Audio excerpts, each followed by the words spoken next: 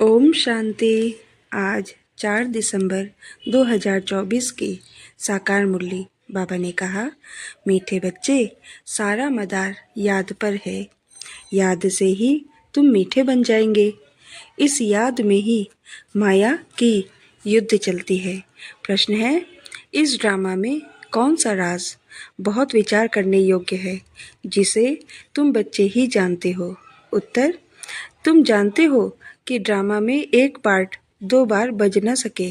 सारी दुनिया में जो भी पार्ट बजता है वह 1-2 से नया। तुम विचार करते हो कि सतयुग से लेकर अब तक कैसे दिन बदल जाते हैं। सारी एक्टिविटी बदल जाती है। आत्मा में 5000 वर्ष की एक्टिविटी का रिकॉर्ड भरा हुआ है, जो कभी बदल नहीं सकता। यह छोटी सी बात तुम बच्चों के सिवाय और किसी की बुद्धि में आ नहीं सकती। ओम शांति। रूहानी बाप रूहानी बच्चों से पूछते हैं, मीठे मीठे बच्चे, तुम अपना भविष्य का पुरुषोत्तम मुख, पुरुषोत्तम चोला देखते हो? यह पुरुषोत्तम संगम युग है ना? तुम फील करते हो कि हम फिर नई दुनिया सतयुग में इनकी वंशावली में जाएंगे, जिसको सुखधाम कहा जाता है। वहाँ के लिए ही तुम अभी पुरुषोत्तम बन रहे हो। बैठे बैठे यह विचार आना चाहिए। स्टूडेंट जब पढ़ते हैं तो उनकी बुद्धि में यह जरूर रहता है, कल हम यह बनेंगे। वैसे तुम भी जब यहाँ बैठते हो तो भी जानते हो कि हम विष्णु की डिनेस्टी में जाएंगे। तुम्हारी बुद्धि अब अलौकिक है और किसी मनुष्य की बुद्धि में यह बातें रमण नहीं करती होंगी। यह कोई कॉमन सत्संग नहीं है। यहाँ बैठे हो, समझते हो सत बाबा, जिसको शिव कहते हैं, हम उनके संग में बैठे हैं। शिव बाबा ही रचयिता है। वही इस रचना के आदि मध्य अंत को जानते हैं। वही यह नॉलेज देते हैं। जैसे कल की बात सुनाते हैं। यहाँ बैठे हो, यह तो याद होगा ना, हम आए हैं रिजुवेनेट होने, अर्थात यह शरीर बदल दैवी शरीर लेने।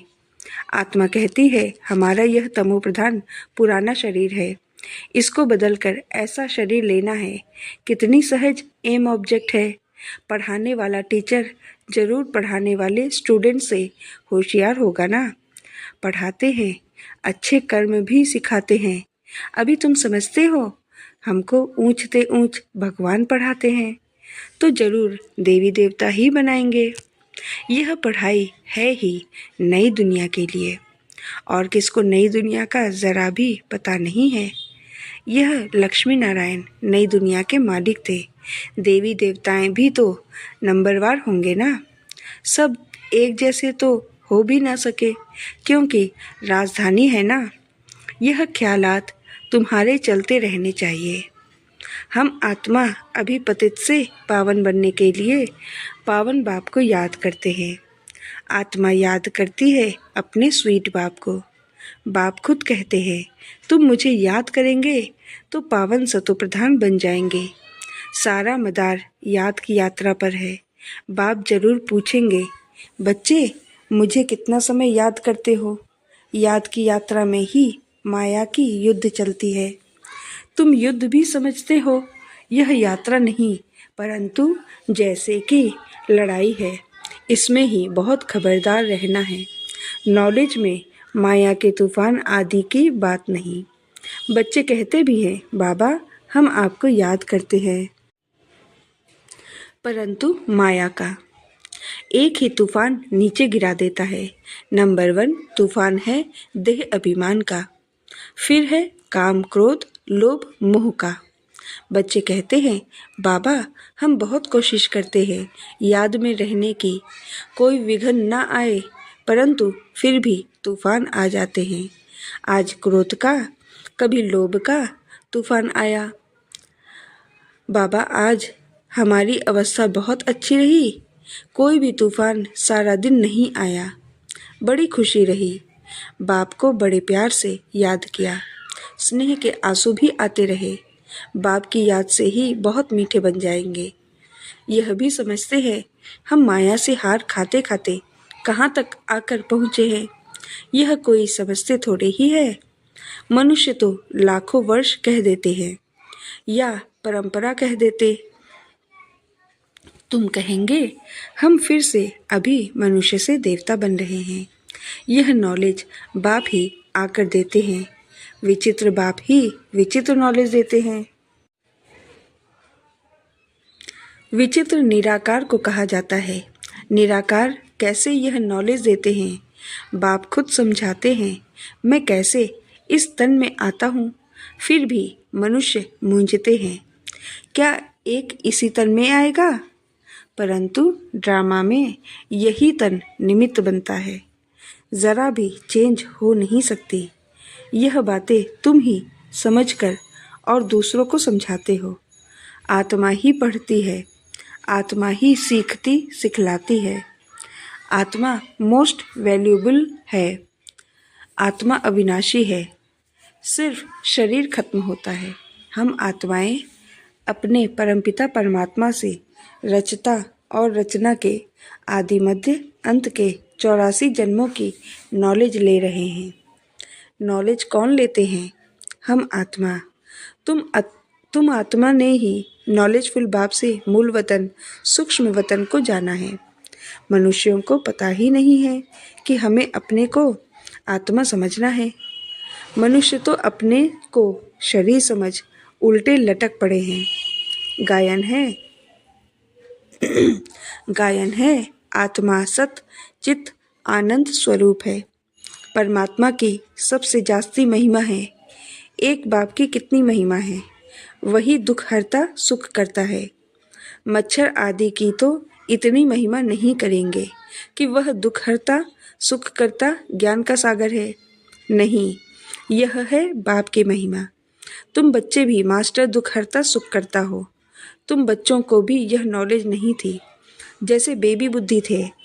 बच्चे में नॉलेज नहीं होती और कोई अवगुण भी नहीं होता है, इसलिए उसे महात्मा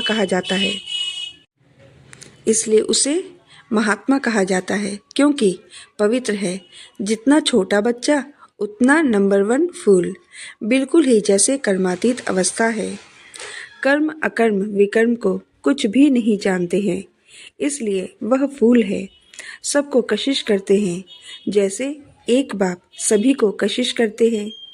बाप आए ही हैं सभी को कशिश कर खुशबूदार फूल बनाने। कई तो कांटे के कांटे ही रह जाते हैं। 5 विकारों के वशीभूत होने वाले को कांटा कहा जाता है। नंबर 1 कांटा है देह अभिमान का, जिससे और कांटों का जन्म होता है। कांटों का जंगल बहुत दुख देता है। किस्म किस्म के कांटे जंगल में होते हैं ना, इसलिए इसको दुखधाम कहा जाता है। नई दुनिया में कांटे नहीं होते, इसीलिए उसको सुखधाम कहा जाता है।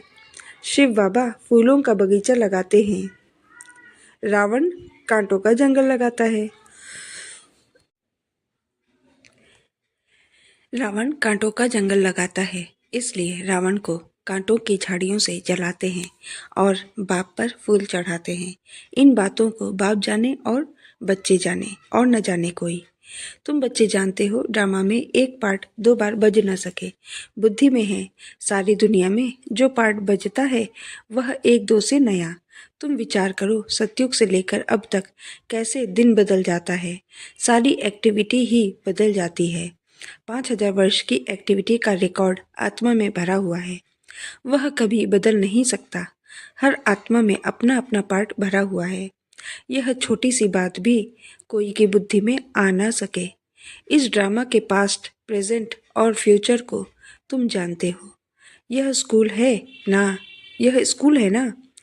पवित्र बन बाप को याद करने की पढ़ाई बाप पढ़ाते हैं। यह बातें कभी सोची थी कि बाप आकर ऐसे पतित से पावन बनाने की पढ़ाई पढ़ाएंगे।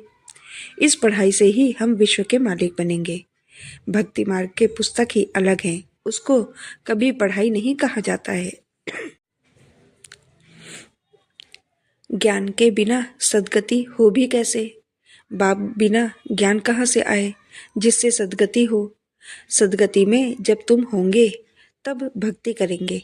नहीं, वहाँ है ही अपार सुख, फिर भक्ति किस लिए करें? यह ज्ञान अभी ही तुम्हें मिलता है। सारा ज्ञान आत्मा में रहता है। आत्मा का कोई धर्म नहीं होता। आत्मा जब शरीर धारण करती है, फिर कहते हैं फलाना इस धर्म का है। आत्मा का धर्म क्या है? एक तो आत्मा बिंदी मिसल है और शांत स्वरूप है, शांति धाम में रहती है।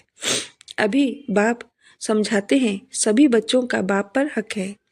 बहुत बच्चे हैं जो और धर्मों में कन्वर्ट हो गए हैं। वह फिर निकलकर अपने असली धर्म में आ जाएंगे। जो देवी देवता धर्म छोड़ दूसरे धर्म में गए हैं, वह सभी पत्ते लौट अपनी जगह पर आ जाएंगे। तुम्हें पहले पहले तो बाप का परिचय देना है। इन बातों में ही सब मूंझे हुए हैं। तुम बच्चे समझते हो अभी हमें कौन पढ़ाते हैं? बेहद का बाप। श्री कृष्ण तो देहधारी है, इनको ब्रह्मा बाबा को भी दादा कहेंगे। तुम सब भाई भाई हो ना। फिर है मर्तबे के अनुसार, मर्तबे के ऊपर। भाई का शरीर कैसा है, बहन का शरीर कैसा है। आत्मा तो एक छोटा सितारा है। इतनी सारी नॉलेज एक छोटे से सितारा में है। सितारा शरीर के बगैर बात भी नहीं कर सकता। सितारे को पार्ट बजाने के लिए इतने ढेर ऑर्गन्स मिले हुए हैं। तुम सितारों की दुनिया ही अलग है। आत्मा यहाँ आकर फिर शरीर धारण करती है। शरीर छोटा बड़ा होता है। आत्मा ही अपने बाप को याद करती है, वह भी जब तक शरीर में है। घर में आत्मा बाप को याद करेगी नहीं, वहाँ कुछ भी नहीं मालूम नहीं पड़ता हम कहाँ हैं। आत्मा और परमात्मा दोनों जब शरीर में है, तब आत्माओं और परमात्मा का मेला कहा जाता है। गायन भी है, आत्मा और परमात्मा अलग रहे बहुकाल। कितना समय अलग रहे याद आता है? कितना समय अलग रहे? सेकंड सेकंड पास होते 5000 वर्ष बीत गए। फिर 1 नंबर से शुरू करना है। एक्यूरेट हिसाब है। अभी तुमसे कोई पूछे इसने कब जन्म लिया था, तो तुम एक्यूरेट बता सकते हो। श्री कृष्ण ही पहले नंबर में जन्म लेता है। शिव का तो कुछ भी मिनट सेकंड नहीं निकाल सकते। श्री कृष्ण के लिए तिथि तारीख मिनट सेकंड निकाल सकते हो। मनुष्यों की घड़ी में फर्क पड़ सकता है, शिव बाबा के अवतरण में तो बिल्कुल फर्क नहीं पड़ सकता। पता ही नहीं पड़ता कब आया। ऐसे भी नहीं साक्षात्कार हुआ तब आया, नहीं अंदाज लगा सकते हो। मिनट सेकंड का हिसाब नहीं बता सकते। उनका अवतरण भी अलौकिक है। वह आते ही है बेहद की रात के समय। बाकी और भी जो अवतरण आदि होते हैं उनका पता पड़ता है। आत्मा शरीर में प्रवेश करती है, छोटा चोला पहनती है, फिर धीरे धीरे बड़ा होता है। शरीर के साथ आत्मा बाहर आती है। इन सभी बातों को विचार सागर मंथन कर फिर औरों को समझाना होता है। कितने ढेर मनुष्य हैं, एक न मिले दूसरे से। कितना भारी मंडवा है, जैसे बड़ा हॉल है जिसमें बेहद का नाटक चलता है। तुम बच्चे यहाँ आते हो नर से नारायण बनने के लिए। बाप जो नई सृष्टि रचते हैं उसमें उच्च पद के लेने के लिए। बाकी यह जो पुरानी दुनिया है वह तो विनाश होनी है। बाबा द्वारा नई दुनिया की स्थापना हो रही है। बाबा को फिर पालना भी करनी है। जरूर जब यह शरीर छोड़े तब फिर सतयुग में नया शरीर लेकर पालना करे। उसके पहले इस पुरानी दुनिया का विनाश भी होना है। भंभोर को आग लगेगी, पीछे यह भारत ही रहेगा, बाकी तो खलास हो जाएंगे। भारत में भी थोड़े बचेंगे। तुम अब मेहनत कर रहे हो कि विनाश के बाद फिर सजाएं न खाएं।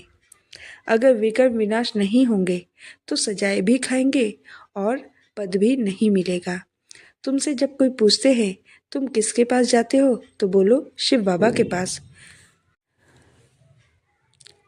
जो ब्रह्मा के तन में आया हुआ है। यह ब्रह्मा कोई शिव नहीं है। जितना बाप को जानेंगे तो बाप के साथ प्यार भी रहेगा। बाबा कहते हैं बच्चे तुम और कोई को प्यार नहीं करो, और संग प्यार तोड़ एक संग जोड़ो।